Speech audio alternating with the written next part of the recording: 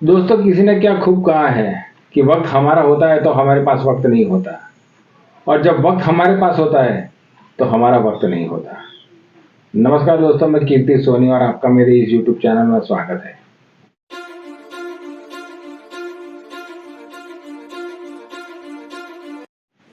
दोस्तों, दिवाली नजदीक आ रही थी। वैभव अपनी पत्नी रेखा के साथ शॉपिंग करने जा रहा था। तो वो रेखा से कह रहा था कि भाई जल्दी करो, मुझे देरी हो रही है, मुझे अभी क्लाइंट के पास मिलने जाना है। इतना कह के वो बाहर आया तो उसकी नजर उसकी माँ पर पड़ी। फिर वो रेखा के पास गया और कहने लगा, अरे माँ को भी कुछ पूछ लो, लाना हो तो रेखा कहने लगी कि माँ को और क्या चाहिए, उनको तो 2 जोड़ी कपड़े और 2 वक्त का खाना ही चाहिए।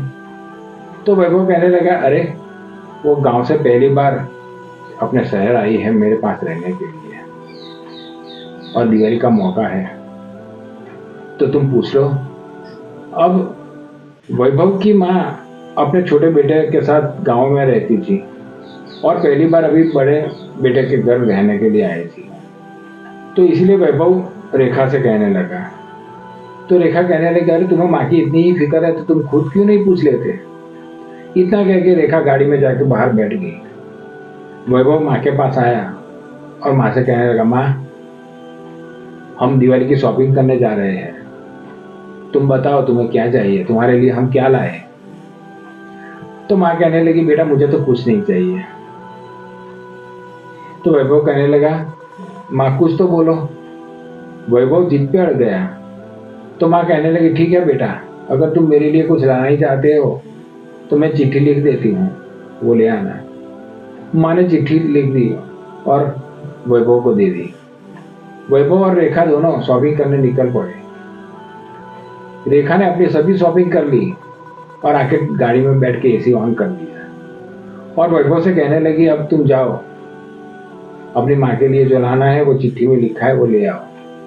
वैभव ने जैसे ही चिट्ठी निकाली तो रेखा ने ये चिट्ठी देखी। अरे इतनी बड़ी चिट्ठी लिखी है, लगता है जरूर उसने अपने छोटे बेटे के लिए कुछ सामान मंगवाया होगा।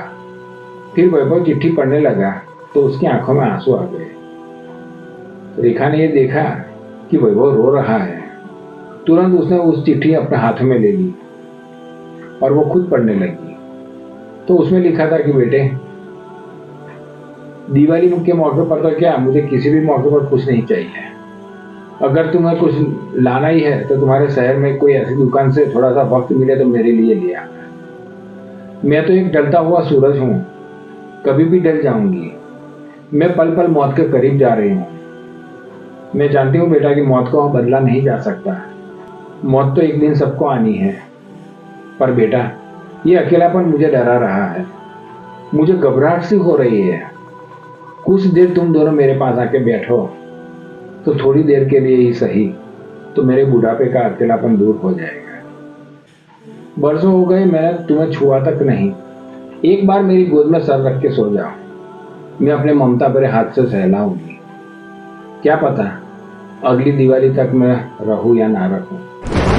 ये पढ़कर रेखा की आंखों में आंसू आ गए। दोस्तों, अपने घर में रहते सागर जितना बड़ा दिल रखने वाले हमारे बुजुर्ग माँ बाप हमारे लिए एक मार्गदर्शक होते हैं, इसीलिए उनका मान सम्मान बनाए रखें। उनकी किसी बात को इग्नोर मत कीजिए। वो जो कुछ कर रहे हैं हमारे भले के लिए कर रहे हैं। ये बात हमेशा याद रखना कि हम भी उस वक्त से गुजरने वाले हैं, तो इसकी तैयारी हम अभी से शुरू कर दें, क्योंकि हमारे अच्छे या बुरे कर्म जो भी है घूम फिर के हमारे पास ही आएंगे। धन्यवाद दोस्तों। अगर वीडियो अच्छी लगी हो तो लाइक कर देना और चैनल को सब्सक्राइब कर देना। जय भारत, जय हिंद।